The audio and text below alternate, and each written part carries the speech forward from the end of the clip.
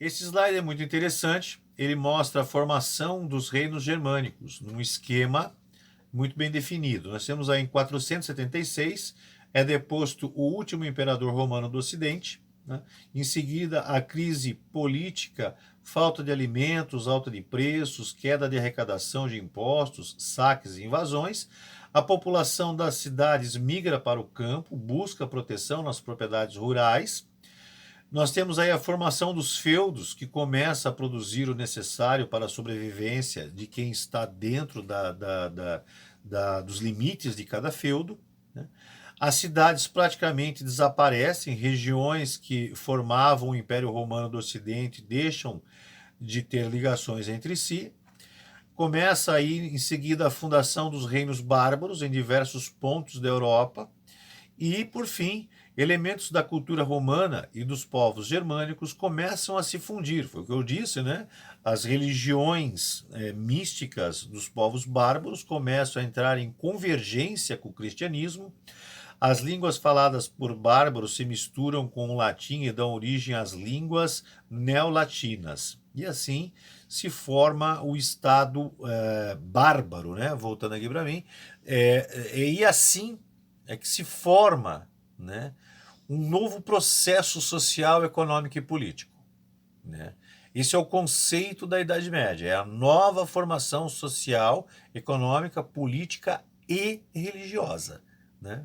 Existe aí a convergência, né, a mistura dos conceitos pagãos bárbaros com os conceitos cristãos que vêm do Império Romano, e um novo conceito religioso muito poderoso se forma nesse período também, ok?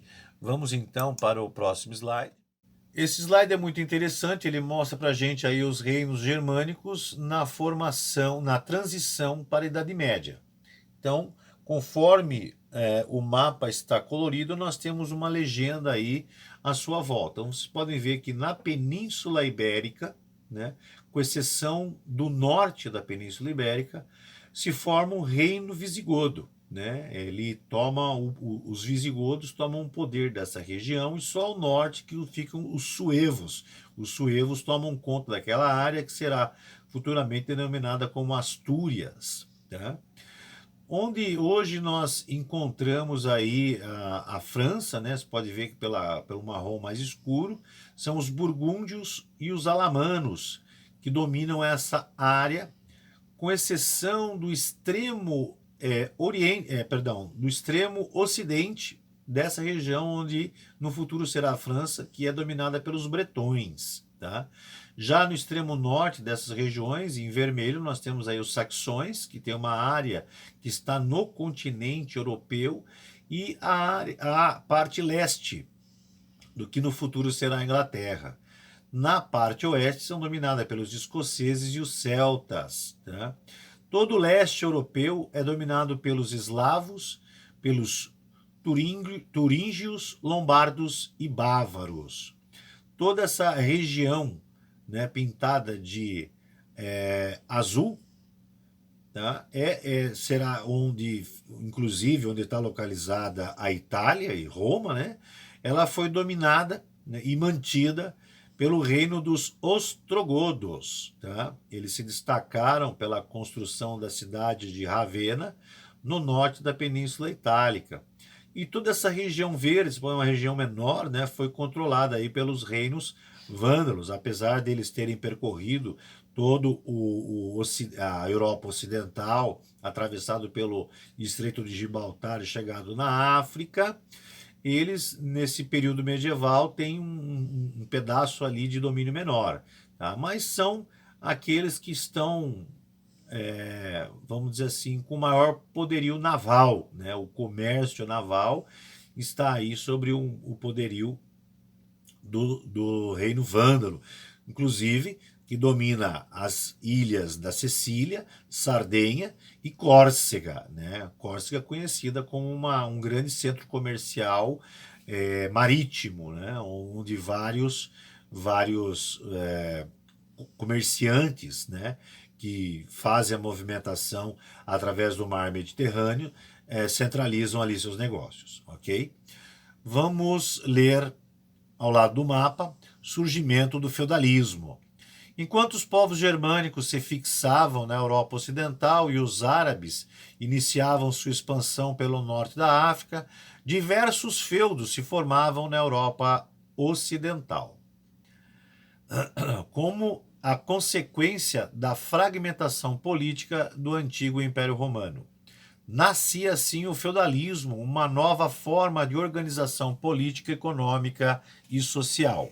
Voltando aqui para mim, dessa forma, né, com a invasão desses povos bárbaros e o processo econômico e social que eles tinham, né, favoreceu essa formação, essa nova formação política, social e econômica dessa região da Europa, denominada como feudalismo. Voltando para o slide, a sociedade feudal era uma sociedade de ordens ou estamental, isto é, composta de camadas sociais rígidas. O indivíduo nascia e morria pertencendo à mesma camada social, com raras chances de modificar a sua condição. Ser ou não dono de terras era o fator que definia o lugar do indivíduo na estrutura feudal.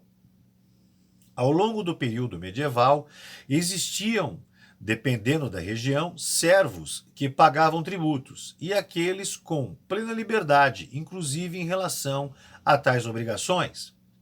Os principais tributos pagos pelos servos eram a talha, correspondia em geral a mais da metade da produção das terras de uso dos servos, a corvéia, que era pago com trabalho obrigatório nas terras dos servos, com trabalho obrigatório nas terras do senhor, pelo menos 2 ou 3 dias por semana. Ou seja, tinha a terra lá do senhor e tinha a terra que era relacionada ao servo. O servo tinha que trabalhar na sua terra e trabalhar na terra do senhor feudal, tinha lá os dias certos para fazer isso. E por fim tinha as banalidades, pagamento em produtos pelo uso de instrumentos de trabalho e das dependências comuns do feudo, como moinhos, fornos, celeiros e pontes. Voltando aqui para mim, então o sistema social feudal ele era muito engessado, né? Você não tinha possibilidade de mudar o processo o processo social trabalhando. Né? Não importa, se é um servo, vou trabalhar aqui, vou acumular produto, riqueza e vou conseguir alcançar uma nova camada, uma outra camada social para deixar de ser servo. Não existia. Você nasceu servo, você vai ser servo, você vai morrer servo. Você nasceu nobre, você vai ser nobre, você vai morrer nobre. Essa que é a ideia, esse que é o conceito da vida social nesse período medieval, após a formação dos feudos. Tá? E esse tipo de conceito vai seguir ainda mais adiante. Nós vamos ver posteriormente, quando a gente começa a falar das monarquias centralizadas, não vai mudar muito não. Tá? Então, nesse conceito ele vai bem longe ainda. Mas, para você entender, então você nascia... A ideia é assim, você nasceu pobre, você vai viver pobre, você vai morrer pobre, não importa o que você faça, você não vai conseguir sair dessa situação, ok? Diferente hoje dos conceitos que nós temos, né, no nosso dia a dia, no nosso período contemporâneo, ok? Pois bem, vamos aí para o nosso próximo slide para entender um pouco mais sobre como era a vida social no feudo. Pois bem, agora, com essa apresentação, vamos entender o que é suceranos e vassalos. Durante a Idade Média Europeia, as relações de poder entre o rei e os senhores feudais e seus servos constituíam laços individuais de proteção e de obrigação mútuos. Na ordem feudal, os que ofereciam proteção geralmente possuíam um exército e eram chamados de suceranos ou senhores. O principal sucerano de um reino era o próprio rei. Abaixo do rei estavam os grandes senhores, duques e condes. Abaixo desses estavam os senhores com feudos menores e mais abaixo os cavaleiros. Os vassalos, por sua vez, eram aqueles que juravam lealdade oferecendo serviços militares aos senhores, entre outras tarefas. Quase sempre os suceranos eram proprietários de uma vasta área e distribuíam terras e cargos a seus vassalos em troca de um juramento de fidelidade.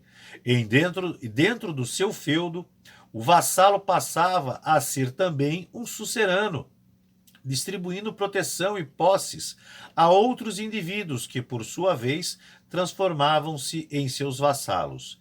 Criava-se, assim, uma extensa rede de obrigações e de lealdade entre os senhores, buscando garantir unidade ou poder do grupo social. Esse acordo estabelecido entre as partes chamava-se contrato vassálico e raramente era feito por escrito. Em geral, ele era confirmado em uma cerimônia em que o futuro vassalo prestava homenagem ao sucerano e depois fazia o juramento de fidelidade. O sucerano, por sua vez, fazia a investidura, ou seja, entrega ao vassalo um punhado de terra ou algum objeto para simbolizar a concessão do feudo. Pois bem, voltando para mim, eu não sei se vocês já tiveram oportunidade, se não tiveram, por favor, vejam aí alguns bons filmes relacionados a esse período. Um deles, um ótimo filme, né, da década de 50 ou 60, chama-se El Cid. Ele mostra bem esse processo do que é a fidelidade do vassalo com o sucerano, tá? Então, o conceito é básico. O maior sucerano de todos era o rei, que tinha o reino inteiro. Esse rei falava assim: ó, é o seguinte, conde, duque, eu preciso da sua fidelidade para a gente poder proteger toda essa área. Se vocês garantirem essa fidelidade, eu vou fornecer para vocês uma parte dessa terra. E eles aceitavam isso. Por sua vez, esses condes e duques faziam o mesmo processo. Ô guerreiro fulano de tal, ô guerreiro Rodrigo, conhecido como El Cid. Ó, eu sei que você é um ótimo guerreiro, você tem vários seguidores aí, um exército aí de boa qualidade. Se você for meu vassalo, ou seja, fizer aí um voto de fidelidade comigo, eu vou te dar aqui tantos alqueires de terra. Ó, dentro desse alqueire tem um castelo maravilhoso para você morar, e lá você vai poder ficar com a sua família, você vai ter lá 10.000 servos que vão trabalhar para você, né? E aí, se eu precisar de você para enfrentar qualquer batalha com qualquer cara que queira invadir essa área aqui, que eu sou responsável, eu vou te chamar. Pode ser? Ou pode ser, a gente aperta a mão, tá tudo relacionado, tá tudo funcionando. Obviamente que não era assim fácil, né? Tinha toda uma liturgia relacionada com isso, tá? Os representantes da igreja também estavam envolvidos nessa liturgia, nessa ritualística que você cria para poder estabelecer que aquele cara vai ser fiel àquele outro cara, né? E que eles vão trabalhar em conjunto para manter a unidade dessa região. Ok? Então, essa era a relação, né, de suceranos e vassalos. E assim, os feudos se fortaleceram, porque cada um tinha o que queria, um pedaço de terra, né? Não é à toa que os antigos falam assim, ó, o verdadeiro rico é aquele que possui terra, né? Isso vem já desde aquela época da Idade Média na Europa, né? O Brasil, ele foi colonizado por europeus que trouxeram essa característica junto, né, desde aquela época. Então sempre se fala, não, o rico é aquele que tem terra, esse realmente é que tem patrimônio, então esse é que tem valor agregado, né, à sua existência. Então naquela época era isso mesmo, né? A moeda de troca era a terra, que o sucerano, né, dava em consignação, ou seja, ele doava temporariamente para o vassalo, desde que esse vassalo sempre fosse fiel a esse sucerano quando o mesmo precisasse da sua ajuda para poder enfrentar qualquer dificuldade. Ok? Pois bem, vamos para o próximo slide. Organização do feudo, né? O feudo possuía 3 partes básicas ou mansos. O manso senhorial era onde ficava o castelo e as terras de uso exclusivo do senhor. O manso servil, composto de vários lotes, chamados de tenências, entregue aos servos, e o manso comunal, composto de bosques e pastos, usados tanto pelo senhor como pelos servos.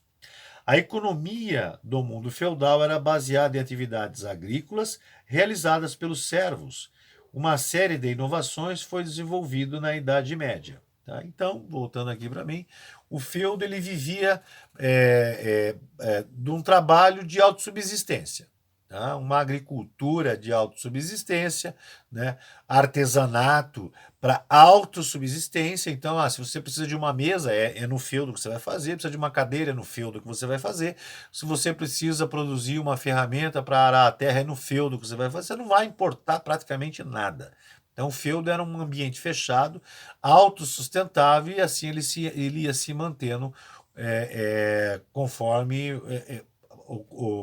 passa a história, conforme vai transcorrendo os períodos enquanto essa formação social existiu. Tá? Então, pouco contato comercial um feudo tinha com outro. Tinha contato comercial? Tinha. Mas ele era uma coisa muito rudimentar naquele período. Tá? Então o feudo ele se autossustentava, ele não via necessidade de você estabelecer um comércio para adquirir coisas, porque o outro feudo ia ter as mesmas coisas que você tinha nesse feudo. Ok? Vamos então aí para o próximo slide. A igreja medieval. Aqui nós vamos ver qual o papel nesse período a igreja tinha no feudo. Segundo os evangelhos, a igreja foi instituída pelo próprio Jesus Cristo, que teria encarregado o apóstolo Pedro de edificar a igreja cristã. Pedro teria fundado em Roma a primeira igreja. Durante as migrações bárbaras, a igreja aliou-se a muitos povos, coletava tributos dos servos e acumulou terras doadas por reis e nobres. Com isso, tornou-se uma das maiores proprietárias de terras do período. Também converteu os bárbaros ao cristianismo e permitiu que integrantes do clero exercessem funções administrativas nos reinos bárbaros. Porém, todo esse poder e prestígio eram desfrutados apenas pelo alto clero, ligado às elites da ordem feudal. Dificilmente os monges e padres de origem humilde, pertencente ao chamado baixo clero, chegavam às mais altas posições da igreja. Na lateral da apresentação, nós vemos aí, né, a pirâmide, né, de social da igreja. Né? No topo da pirâmide, nós temos aí o Papa e os cardeais. Logo abaixo, nós temos os bispos e os sacerdotes ou padres, que representam o clero secular. E no clero regular, nós temos aí o abade ou a abadesa, os monges e as monjas, né? Representando aí o pessoal que sempre ia ficar junto ao povo, que não teriam muito acesso aos benefícios, né, da alta cúpula da igreja, que a alta cúpula da igreja possuía. Né? Então, toda essa riqueza conquistada, né, através da conversão dos bárbaros em cristãos, né, e essas terras adquiridas dos nobres para poder fazer com que a igreja, né, consentisse com tudo aquilo que os nobres, os suceranos, os monarcas, os reis queriam impor, né, naquela região. Um grande poder, né, para poder convencer as pessoas era a igreja.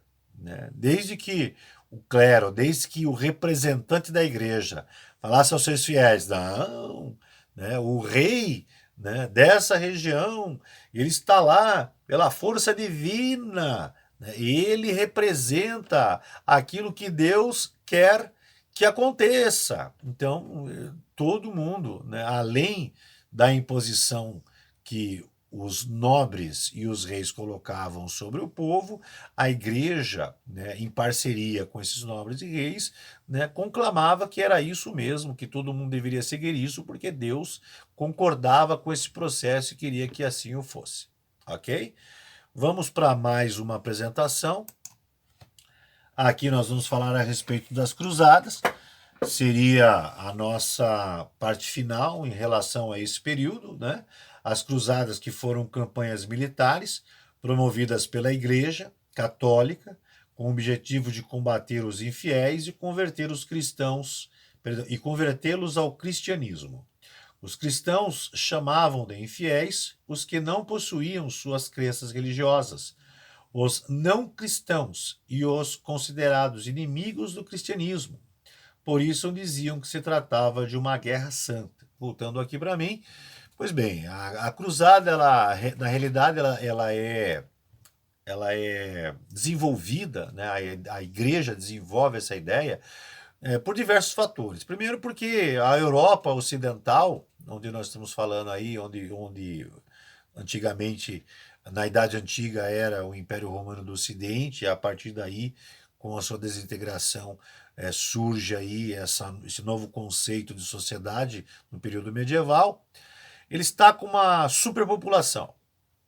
E essa superpopulação já está passando dificuldades, né, para poder ser alimentada. E para ajudar ainda nesse período, nós temos aí a disseminação de várias doenças, várias pragas, tá? Lembrando que nesse período da Idade Média aí não existe saneamento básico, tá? Então vamos lá, eu estou num castelo. Aí eu tô lá, me deu vontade de fazer as minhas necessidades fisiológicas. Ambas necessidades fisiológicas, né? Urinar e defecar. Vou fazer isso aonde? Vou fazer isso num balde. Eu terminei de fazer isso, o que eu faço? Eu pego o balde, vou até uma das janelinhas ali da torre e jogo para fora aquele excremento que eu acabei de produzir. E vocês acham que é diferente numa casa dentro de uma área, né, de uma região medieval, de uma cidade medieval, de um povoamento medieval? Não. Tá? Existe uma viela onde todas as casas têm uma janelinha virada para ela, que quando você faz sua necessidade fisiológica, se terminou, você vai na janela e joga para lá. Você joga na rua. Esse excremento, né, humano, ele vai escorrendo até alcançar os lençóis freáticos, até alcançar um rio que abastece de água a cidade, né, e esses coliformes fecais vão ser ingeridos pela população toda vez que a população bebe água. Você acha que aconteceu o quê? Doença, né? Então surge aí as doenças que proliferam na Idade Média, basicamente são por esse motivo. Tá?